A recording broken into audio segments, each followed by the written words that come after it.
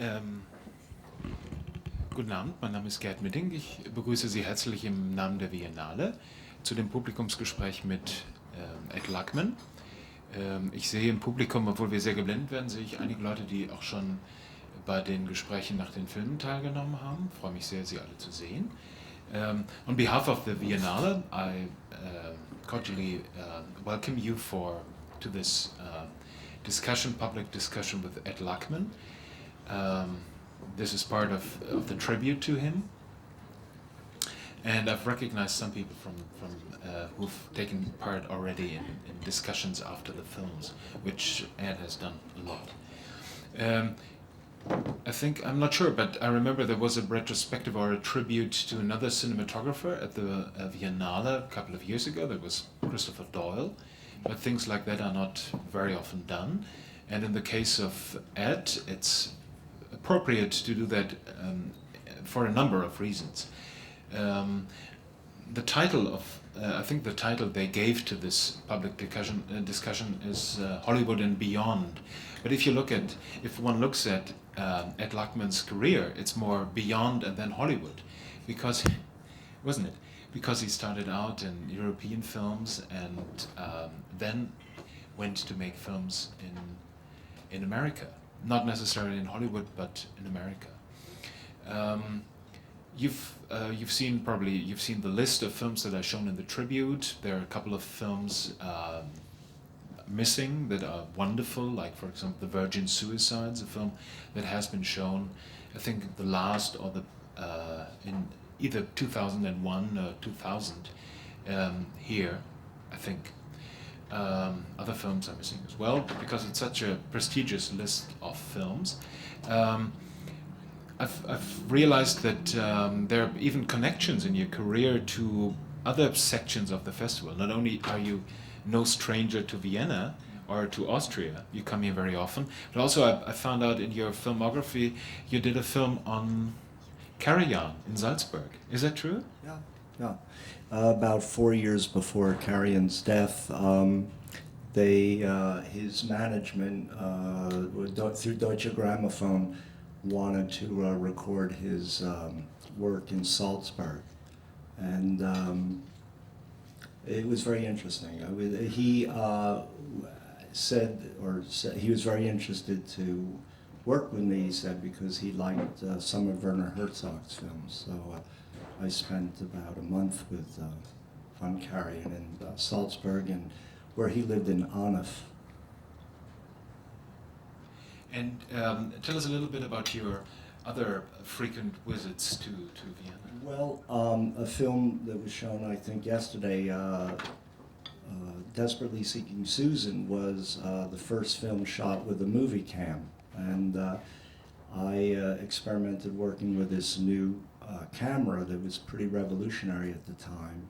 And Gabriel Bauer, the owner and designer of the camera, introduced it in the United States, and the people that were handling it I was friends with in New York.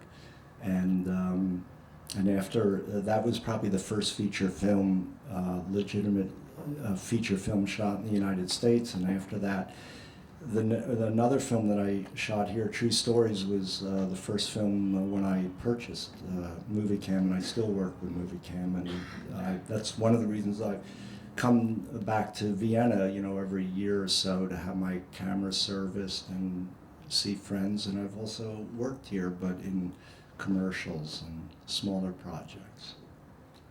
And actually, I'm sure you know, Werner Herzog lived here for a while, so I used to see him here. And then another connection, my grandparents came from the Austrian-Hungary Empire, the Habsburgs, and emigrated to the United States in the 1900s. So I always feel like I have a connection here. I'm comfortable here. Is it true, one part that was omitted from the catalog article text was that your family background, I think your grandfather was one of the first owners of a movie theater, actually, in the turn of the century, had been an owner of a variety theater. I'm finding out people know more about me than I do, but yeah, my mother's side, the Hungarian, Austrian side, her father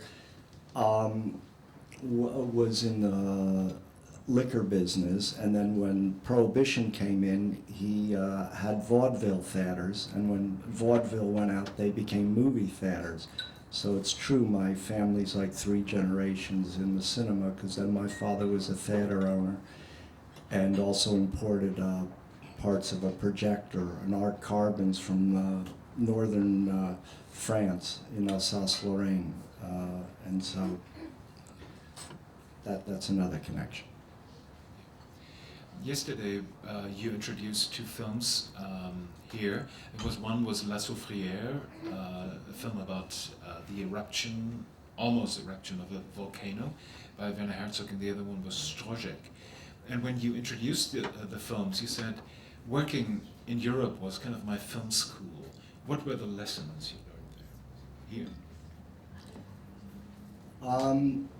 Well, I went to art school in France, and then I met Werner Herzog and in Berlin, and when he showed his first film, Signs of Life. What's the translation? Lebenszeichen. And I was totally fascinated with the idea that at that point Germany was kind of re-emerging culturally with the rest of the world, and they put a lot of money in their cinema program. And because in art school I was primarily interested in German expressionism, it was kind of the next extension to understand German culture through their cinema, and that they were examining themselves through the cinema. And Werner and I hit it off right away, and he said, you know, I want to work with you. I never saw a foot of film, and I worked on La Soufrière and then on Strožek. I actually think it was Strožek first, and then I did the American scenes. Thomas Mauck did the German scenes, and then it was La Soufrière. What kind of lessons were that? Was it more philosophical lessons that you learned, or aesthetic lessons? It was more kind of a personal approach to telling stories, that if you were Fassbinder or Wenders or Herzog, you created your own language to tell a story. Where I always saw, you know, Hollywood, or, you know, not to just use Hollywood in a pejorative sense, it was kind of more industry-oriented way, that the language that you told the story in was a certain kind of structure, where in Europe, I think visual artists, you have a longer tradition in visual arts, and you're more, it's more personal and more idiosyncratic to the nature of the, like if you shoot with Wim, it was a whole different style of shooting and approach to the story than it was for Herzog or Wenders. Like Herzog used to say, I don't want to work with any professionals.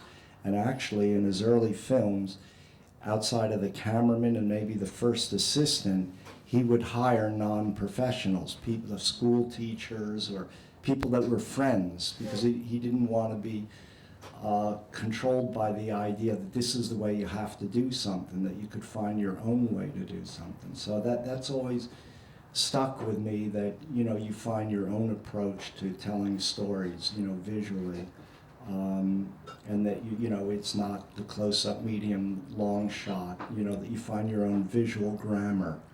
And even when I looked at a film like Strožek last night, and all these things now make me have my memory again, I remember saying to Werner in one of the sequences that we don't have matching action, in which, you know, let's say in a traditional film, someone picks up a coffee cup and drinks the coffee. In a close-up, in the wide shot, you should repeat the same action. Well, if you look at that film, there's never continuation of action. There's, like, we would call it jump cuts, like somebody might have the coffee in their hand in one shot and not in another shot, or a cigarette in one hand and not in another. So I said to Werner, I said, we don't have matching action here. And Werner looked at me and said, what's matching action? And I go, oh, all right. And I got it, you know. And then there was another scene where they're on a pond skating, and we put the camera so far away, you could barely see the person skating, and they were just like a speck. So I said to Werner, but I don't see any. You can't see the person skating. He goes, that's exactly right. I have a feeling in these early films, in these European films, there's always more at stake. There's a greater risk than just the budget. La Soufrière is a very good example.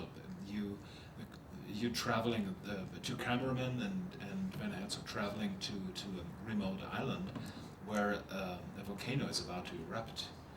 And tell us a little bit about the adventure of making this film, because it's a fascinating story.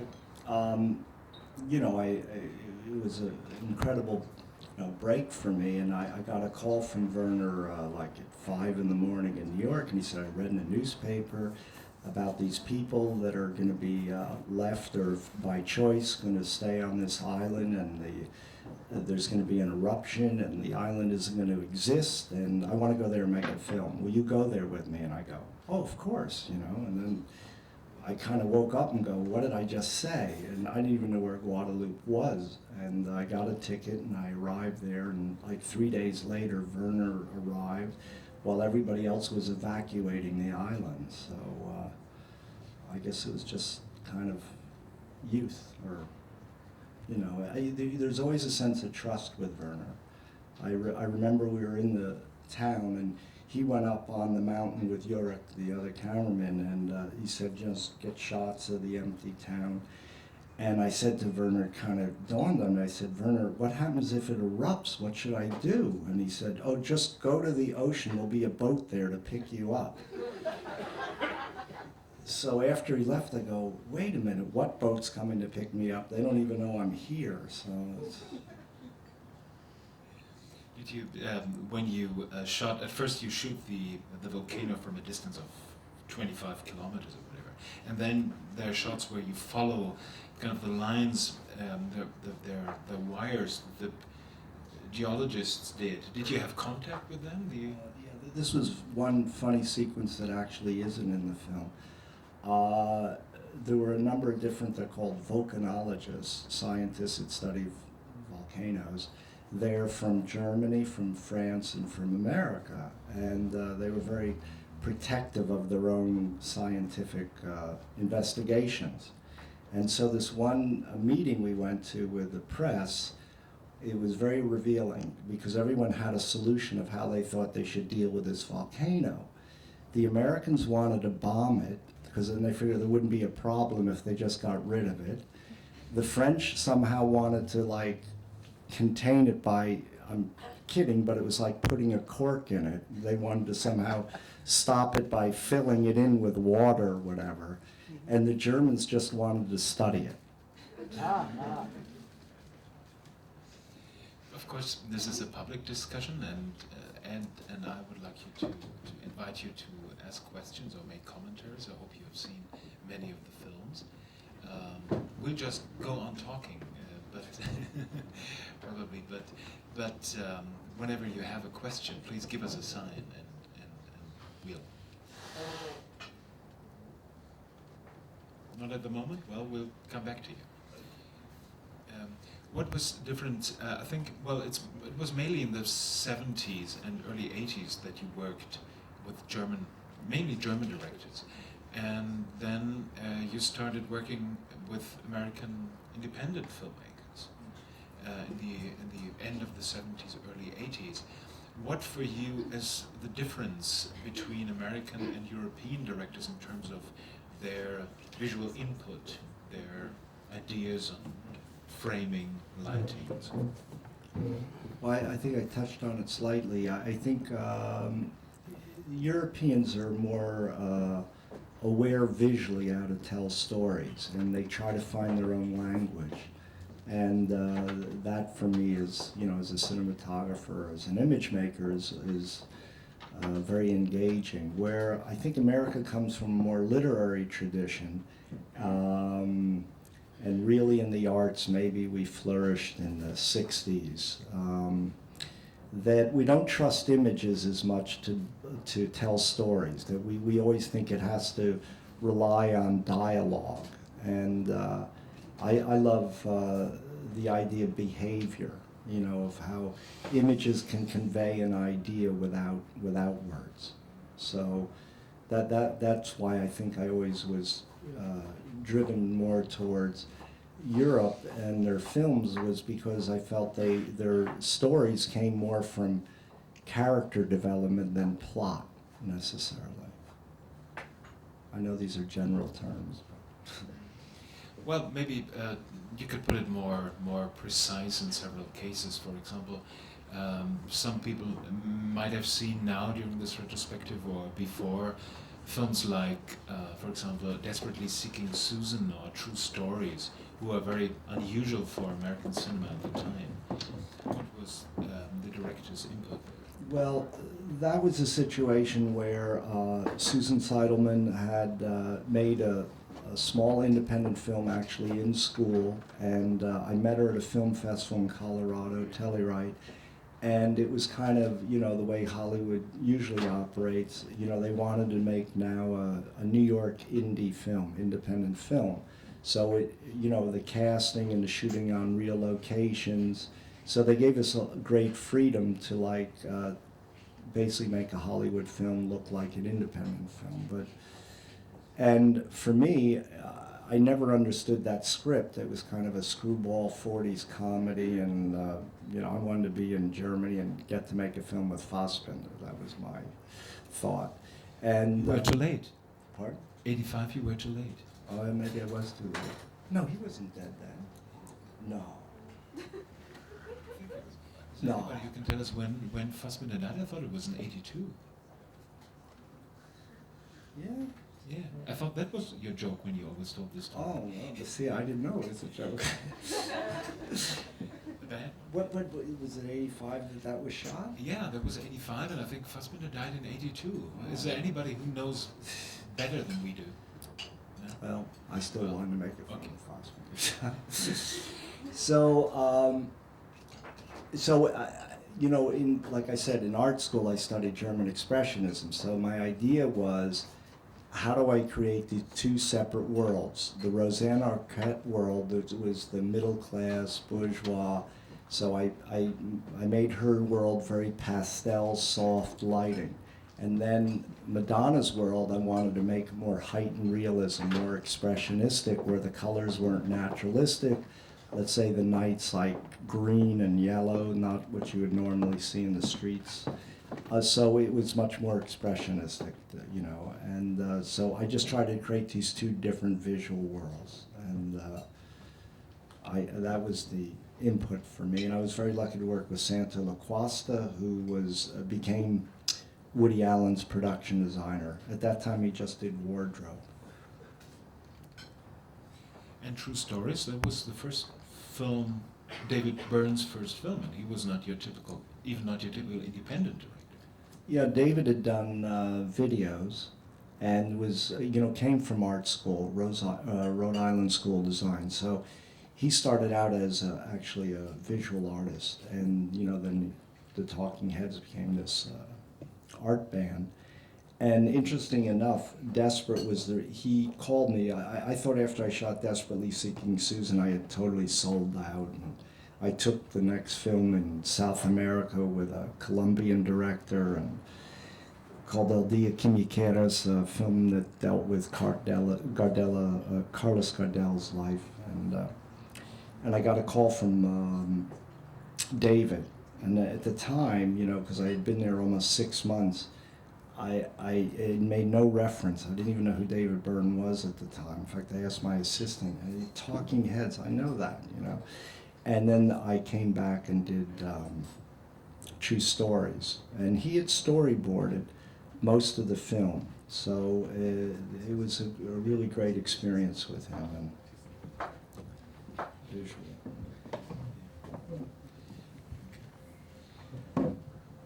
Yesterday, a colleague told me a great quote from an actor, from Bruno Ganz. He said, the sign of a good director, of a great director, is that he's willing to step back and let the cameraman do the work. Is that something that goes in your experience as well? I think it's just...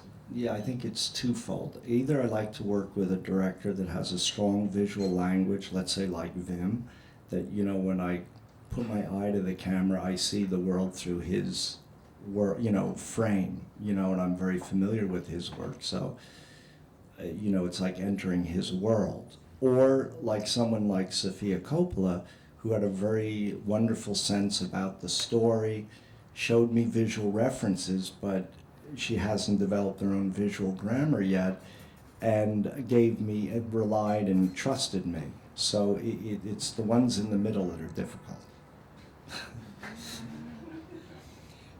Is it sometimes a risk as an established cinematographer, as somebody who's worked for a long time in a lot of different contexts, is it difficult sometimes working with a first-time director?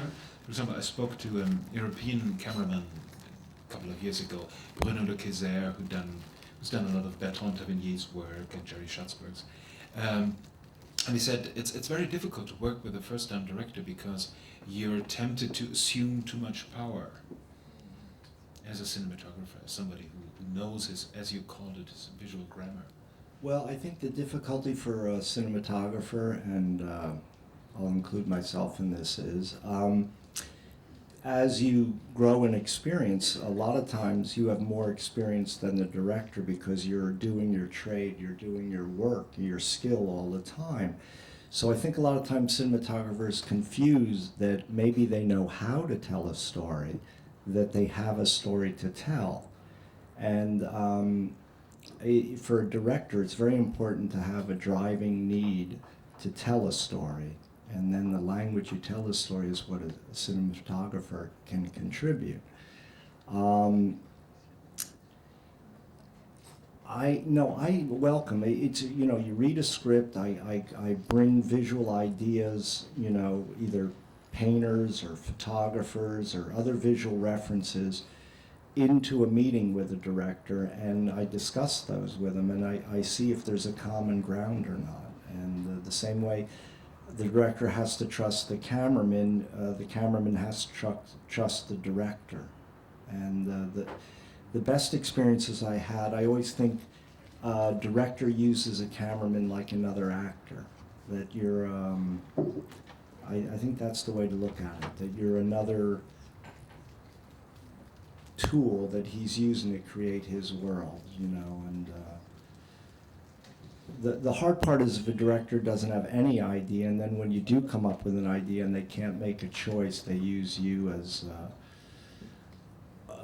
a way of figuring out what they don't want to do. That's very frustrating, if you've set up a whole scene and they say that's exactly what I don't want, but they never said what they did want, and that's complicated. I think two films in the tribute that are shown here are about directors who very much know what they want to do. One of them is an operator as well, works as a cameraman as well on his own films. I think he uses his father's name. That's Steven Soderbergh. For example, he's done Traffic and other films using his father's alias as a cameraman.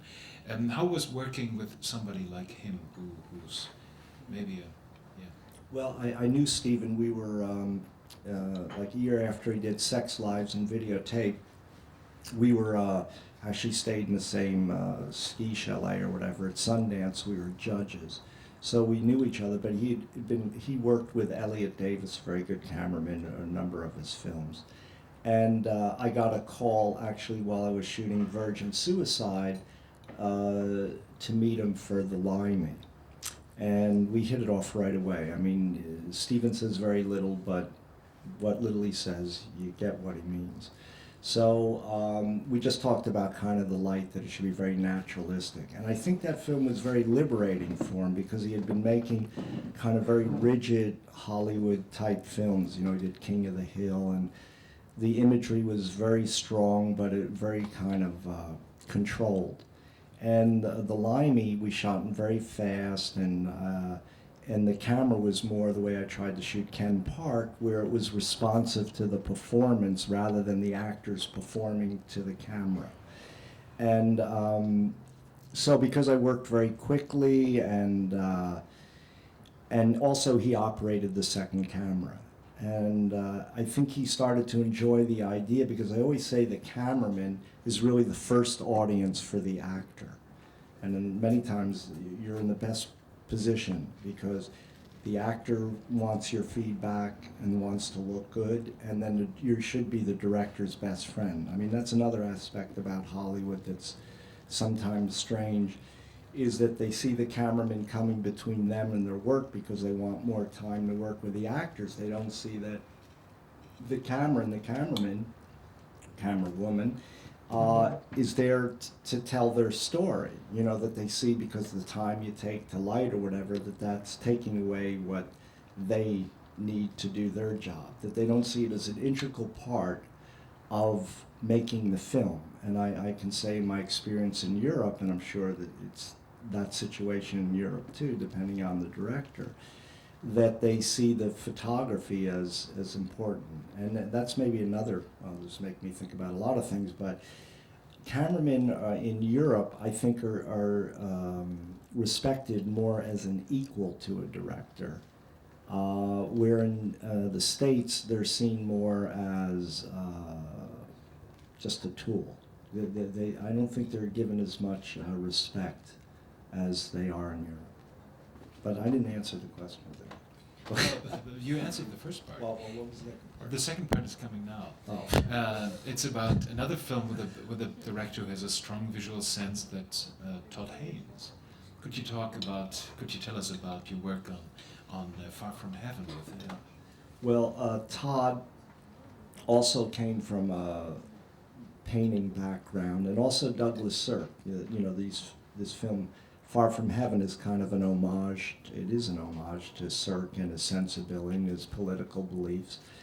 So the imagery was very important to the storytelling. You know, it's saying something about the bourgeois middle-class values and the sensibilities that this beauty is some type of repression for these characters. You know, that they're not able to actually act on their own personal freedom because there's some greater good of the society and of the community, and that they're trapped by this beauty. And so Sirk was just made for a cameraman, you know, and he also worked primarily with one cinematographer, Russell Meddy, and they created this world of artifice. So that was something very easy for me to plug into and do. Had you studied their work before? Because kind of you've told us that you like to work with Fassbinder, and Fassbinder was a great admirer of Sirk and even made a film with him. And it seems like you're coming full circle there. Well, yeah, I knew Written on the Wind was one of Fassbinder's favorite films, and I had seen Imitation of Life, but kind of forgot it. So when we looked at Imitation of Life and All That Heaven Allows, which is actually the merging of two ideas that Far From Heaven becomes, and also, you know, then it made me respect Fassbinder's work again. And also there's a very good book of Fassbinder, I don't know what the translation here would be, but Anarchy of Chaos. And Fassbinder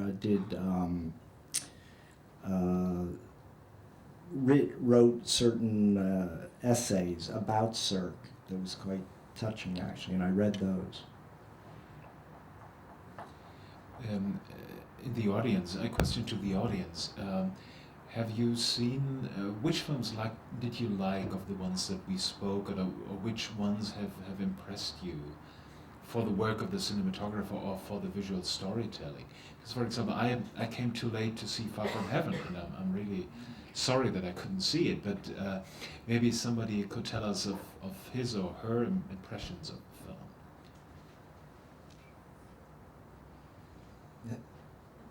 Tell me in Deutsch or? Ja, natürlich können Sie die Fragen oder Kommentare auch auf Deutsch stellen.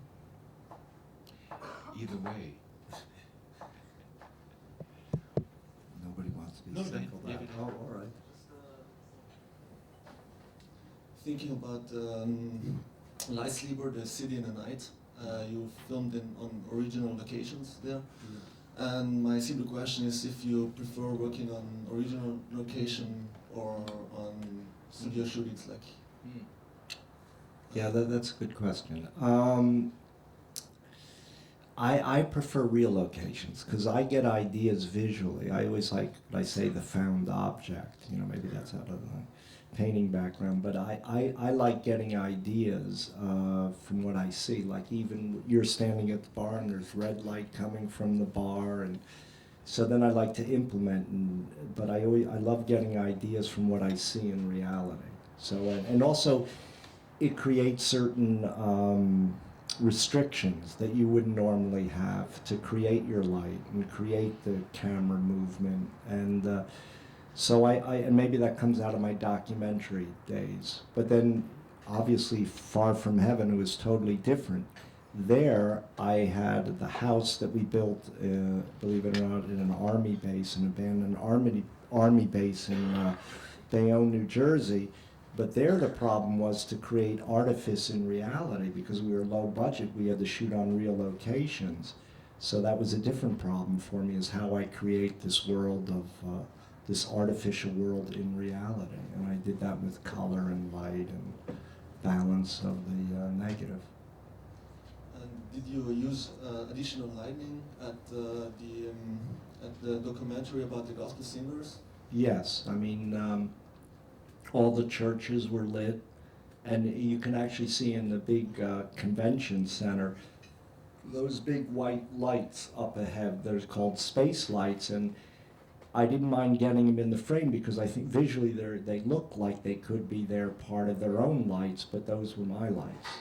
And so a lot of times you'll do that in documentaries, and I even do that in features, where I'll actually place lights in the shot, but you think they're part of the lights, you know, of the scene.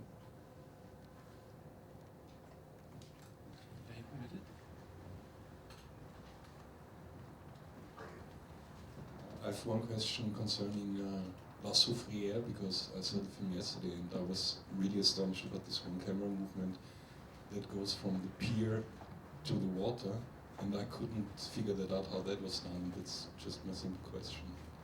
Can you? If it's a shot, and I have to say I'm sorry, the print, you know, is 20 years old. It was totally red, you know, all the color was faded. But it was in a car. I think that's the shot. It starts and then it moves around. Right. Yeah, it was all very basic, you know, like in a car, or when we were in the helicopter, that was a military helicopter that Werner asked if I could have a seat, and I just hand hold out the, everything was very primitive the way we did that, but that was just in a car. Because I couldn't figure that out, because suddenly it stops, and I thought you must be on a crane or something. Oh, no, yeah, no, it was a car or van, you know. Okay.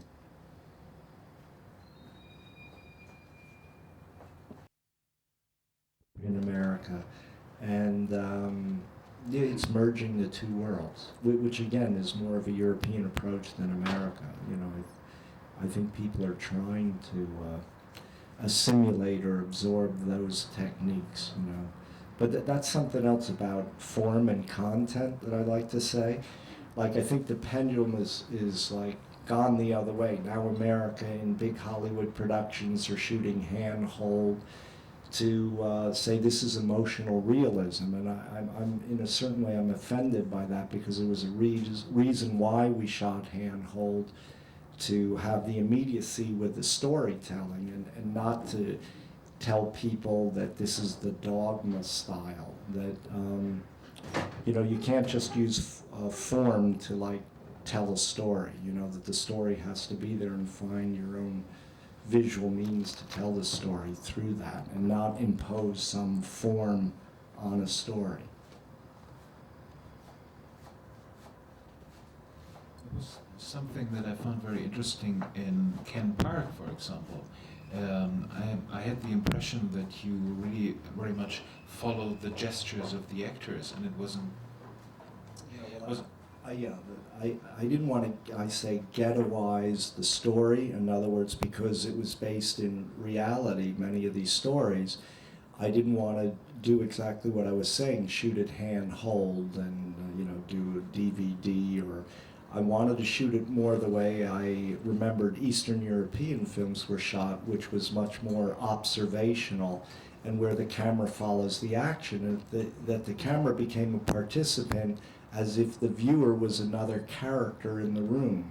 And so it's much more meditative and observational rather than just you relying on handhold to do that. So I generally try to go against the expectations. If I shoot a film in LA, and I actually just got fired from a film in LA, not because of the director, because I liked him very much, Terry Zwidoff. The film is called Bad Santa, and Billy Bob Thornton is in it. It was kind of a comedy, a black comedy, about a degenerate Santa Claus who robs department stores.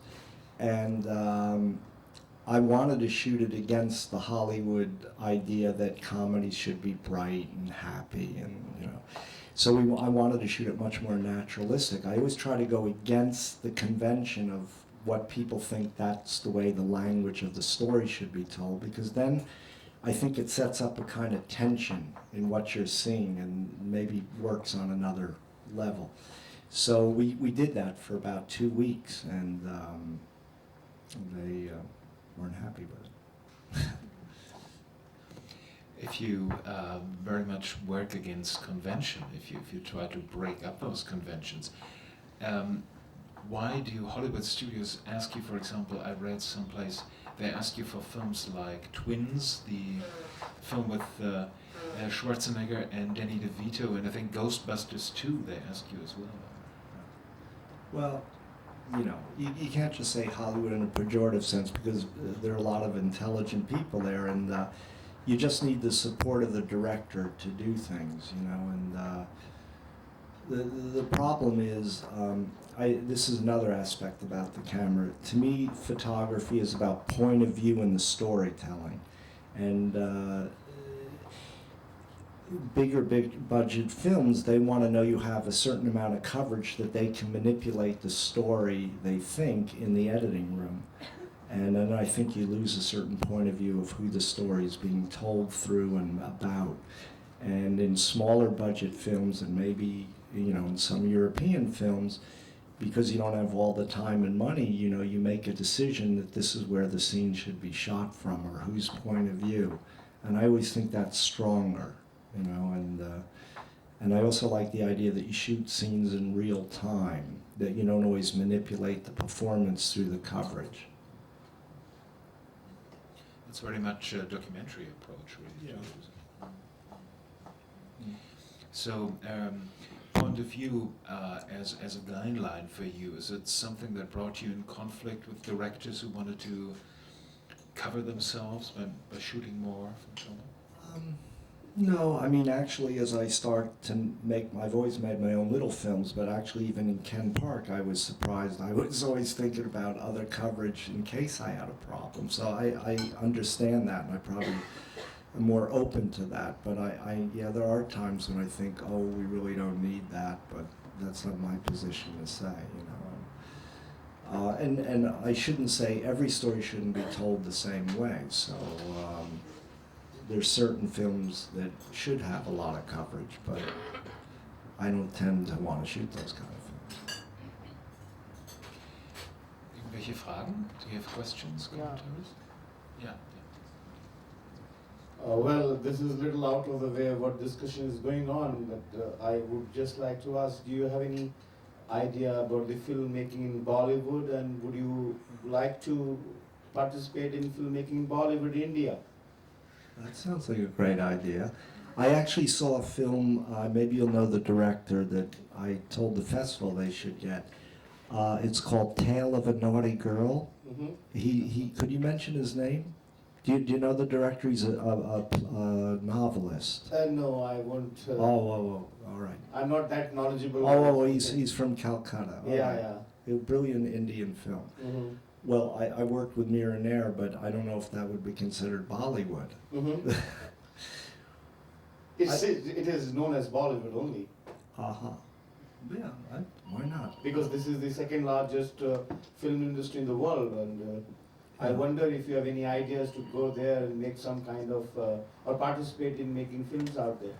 Well, my camera is always my postcard to places, so I love the idea of traveling and Have you traveled to India by any chance? Yeah, I shot Mississippi Masala, but we shot in Uganda and Mississippi, but I did a documentary about Mother Teresa's life, and I spent time in Calcutta. So I've shot there, and I've been in Delhi. Okay. Thank you very much. Thank you. It's an interesting film, Mississippi Masala. Maybe some of you have seen it. Sometimes it plays on television. I think it's from the early 90s, I think. And it was her second film, I think, after Salam Bombay. And it's interesting that the colors are very different in the sections in the Uganda section and in the Hollywood section, in the Mississippi section. And it's interesting because you have the feeling that in every scene, the light and the color is different. Well, partly, one choice I made is Uganda I shot in Fuji, which was much more naturalistic towards yellows, greens, browns. Sometimes I experiment with shooting different film stocks. And then I also shot it with different lenses. I shot them with an older series of Cook lenses. And also because the light's different in Uganda than Mississippi. And then Mississippi, I wanted a more saturated, I call it like jukebox color. And I shot that with a very slow Kodak stock, 52-54, and I think that's a stock. Anyway, it's an ASA 50. It's a very slow, very saturated colors. So I thought that would be a comparison between these soft colors and natural colors of Uganda, and then the confrontation of them coming to America where everything was stronger. I mean, those are all subtleties that you play with that you don't necessarily want the audience to say, oh, they use that in that stock or that filter. You just are left with a certain emotional response. Gibt es irgendwelche Fragen noch? Bitte? Have you ever done shooting commercials? Yeah, actually that's a choice I've made, that I would rather wait for a film that I believe in, or you never know, but you take a chance on, than to be kind of totally distraught about taking a film that you don't feel you can make a real emotional commitment to. And commercials have been a good way for me to do that I can make a living shooting commercials and then wait for a film. And sometimes I've waited 2 or 3 years between projects. And I've worked here in Austria in commercials with Film House and Sabotage, and I forget some of the others. Anything we might have seen in Germany? Well, I shouldn't say this, but I've shot commercials with Wim Wenders in Italy for Ariston. Well, he's not so shy about it, I think. Oh, all right. He's quite proud of some of the commercials he's done. Yeah, he's done one on the Deutsche Bundesbahn, our train system. And I think it bought him a house. I'm not sure. Bitte. You told us about the ways the director sees the cameraman. Yeah. How do you see yourself in relation to the director? What's your preferred Yeah, situation? well, I like to think I'm, like I said, another actor. Someone that has a contribution to make, and I like I said, it's the kind of notes they give you. It's trust. As much as you want the audience to trust the storytelling and trust the images, you want the director to trust you. The worst situation you can be in is the director says to you, yeah, let's do it this way. And then the dailies come back and he goes, oh no, it's much too dark. And you go, wait, that's what we said we were going to do. Actually, here's a great case with Steven Soderbergh and why he's wonderful to work with. The scene where Terrence Stamp is driving through the streets at night in the taxi cab going to meet Eduardo Roas, to find out about his daughter. We lost the generator that would create the light in the car. And Steven said, well, let's just shoot it with no lights. And I go, oh my God, Steven, it's going to be either black or look like the best footage in the film. So this new film stock had come out, and Kodak gave me a roll of this film, and it was a ASA 800. And I pushed it a stop, which means you up the rating of it. And we shot with it wide open, so there's very little depth of focus. And the footage came out unbelievable because you could never light anything that way because the light would change as you went past the store windows and the traffic light, these subtleties in light. And it's, for me, the best footage in the film, and it's the footage that other cameramen always ask me about, how did you do that lighting? And it was just by chance. And I think sometimes that's the best things happen photographically is when you take the biggest chances. When I do things that I kind of know, it's all right. But when you do things, and that's through experience, when you're not quite sure how it's going to come out, is generally when the footage is the most interesting. Yeah, that's a good point. I don't care that, you know, maybe camera would never tell you this, but that's the wonderful thing about photography or cinematography. You don't absolutely know exactly how something's going to come out. You just have a certain knowledge that you bring to do something because of past experience, but you can't definitively say that's exactly the way it's going to look. Or I can't. Maybe other people can, but I can't.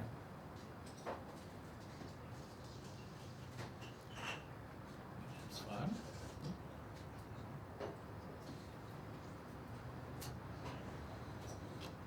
Bitte? Question to Lars Sophia, this film yesterday.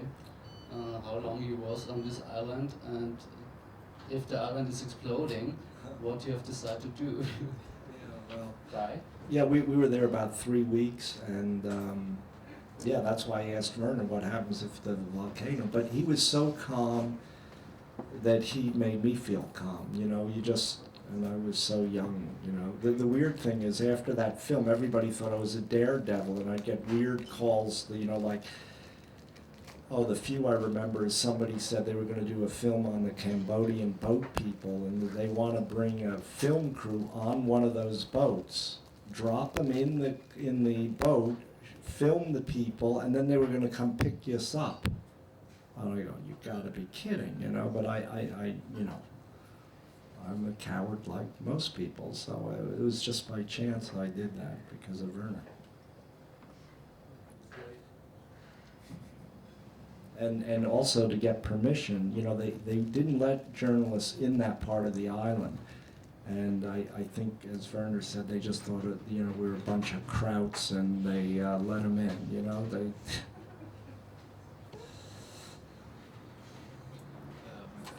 One part of your work that is not really represented except for, say, Aim and Somebody, is your work in documentaries about concert films and music documentaries. And for example, maybe some of you remember there was 10 years ago there was a film called Red, Hot and Blue. It was an AIDS benefit, I think, and lots of famous directors and cinematographers worked on it. Wim Wenders worked on it. I think he shot stuff with V'02. And yours, am I right? Is it the one with Annie Lennox, the Cole Porter song? That's a beautiful. That's with the images. What happened there was I was going to do this piece with Derek Jarman, with Annie Lennox, and he became very sick. He was actually dying of AIDS, and he was very generous. He gave us footage because much of his work is always kind of autobiographical, of his childhood. And I had this idea of her singing, and I would project the images on her face, because it was a Cole Porter song, every time we say goodbye. So it was like us saying goodbye to Derek Jarman. And I did it very simply. I just projected the images on her face, and she sang the song. And that was the video. And others, for example, I've seen a documentary that you did. Maybe some of you know, at least you'll know the songs of a film you did as a director, I think, with Lou Reed and John Cale there, homage to Andy Warhol. Yeah, that was something they were doing at BAM, at the Brooklyn Academy of Music. It was an homage to Andy Warhol. They had done a concert or a number of songs that Lou Reed and John Cale wrote.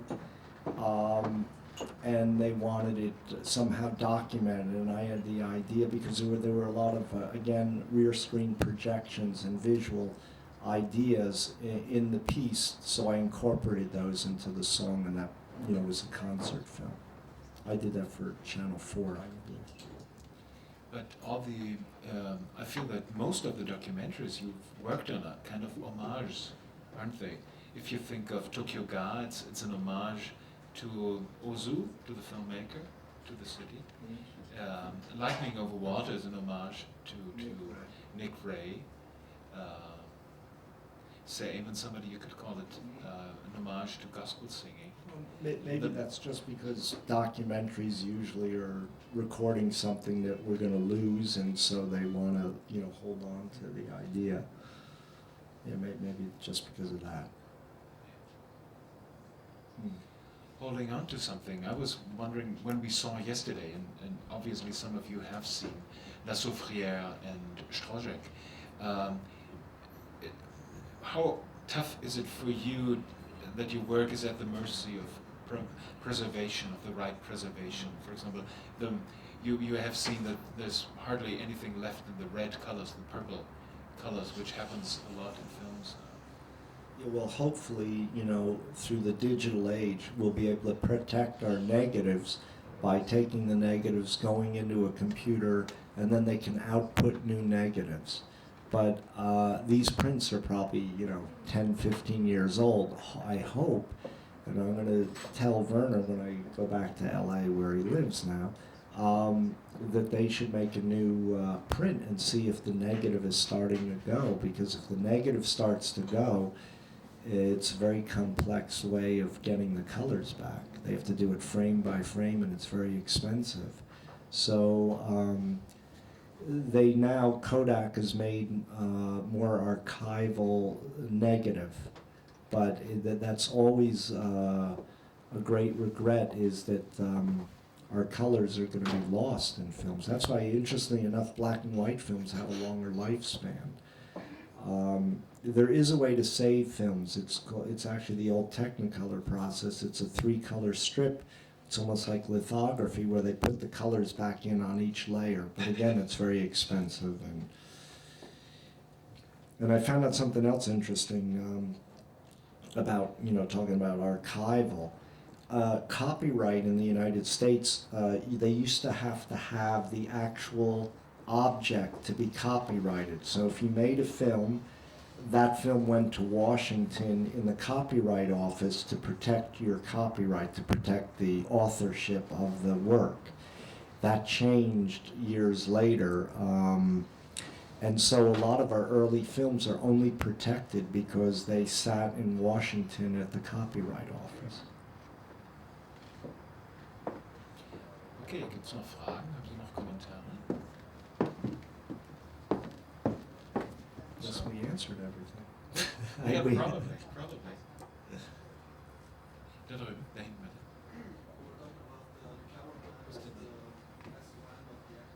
Yeah.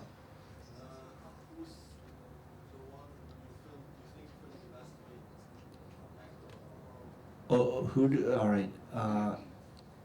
As an actor or a story? Oh. I don't know. I don't know. That's something I could say about light. More traditional Hollywood is they light the actor in the set. I like to light the set and let the actors move through the light.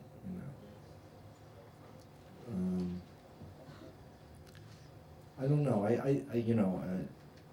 Julia Roberts wasn't one of my favorite actresses to work with, but I think I lit her differently than most people have lit her. But when you say that the actor has to move with the light, why? Well, because I think environment creates its own light. You know, in other words, and maybe I can contradict myself and say, Far From Heaven, I did light the actor more because that's the way they lit films in the 50s. But I'm saying in a more modern way is that you light space that the actors move through. In other words, you're lighting from sources, you know, from a window or lamps, and you're not creating light because you're sitting there.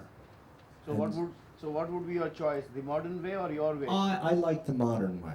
You know, I like seeing light from where it should come from. I think it creates subtleties in lighting that you would never have if I just lit you sitting there.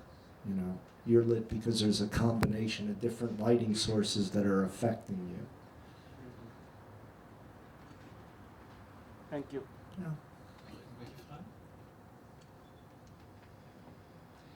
Wenn Sie alle jetzt hier, wenn Sie hier sitzen würden und die Bar sehen, wie das rote Licht, if you would all be sitting here from our perspective, and you would see how the faces, and one half of the faces is lit with the red. In an Ed Lachman film, I think there should be some green coming, but other than that, it's perfect. Yeah, it's fine. It's good.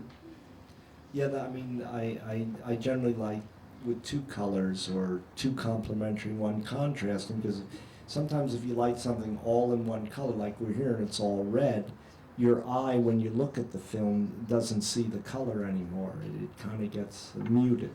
So I, like you said, green because it's a separation, but there's purple out there, so that might be nice. Ja, da bitte, davon. My question is to the Viennale Festival. Is it a new experience for you to be a guest on the festival, or is it a old part? No, it is. I mean, I'm traveling now with Ken Park, so I've had to speak a lot. But yeah, it's new. Does it seem new or old? It's okay. No, the funny part is I'm used to sitting where you are all the time, so I know, you know, like when they ask for questions, it's like, well, I'll just ask the question after. I don't want to be, you know, the one to ask the question, but it helps it along. But no, I'm used to being the audience. And the bad part of this is I don't get to see all the films I want to. Okay, wenn Sie keine Fragen mehr haben, danke ich Ihnen für das Interesse. If you don't have any more questions, I thank you for your interest and attention. And please note that Ed Lachman is still having discussions after 3 films. One today, Light Sleeper, one of his best, I think, is tonight at 11. We're going to make a little introduction and then talk about the film afterwards. And tomorrow, there's a screening of Tokyo Ga, a film that we mentioned this evening, the documentary that Wim Wenders did about the city of Tokyo and about the filmmaker Ozu. And another film called My New Gun. It's an independent film that is going to be shown at 1 o'clock tomorrow, and we're having a little discussion after the film. So thanks a lot, and you're welcome to join us for these films. Dankeschön.